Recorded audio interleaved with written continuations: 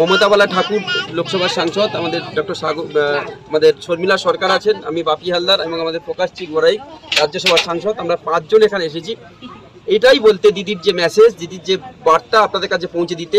আপনারা ভয় পাবেন না। বাংলার নেত্রী মমতা বন্দ্যোপাধ্যায় আপনাদের জানেন যে সদা সর্বদা আপনাদের পাশে ছিল, আজকের দিনেও তিনি আছেন। আমরা আপনাদের পাশে আছি, এমন কোনো ভয় পাওয়ার কোনো কারণ নেই।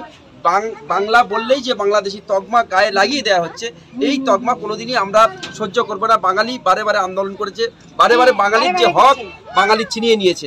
বাংলা জানে কি করে আন্দোলন করতে হয়, বাংলার অধিকার কি করে আদায় করতে হয় সেটা বাংলা জানে এবং সেটা বাংলা করে দেখাবে।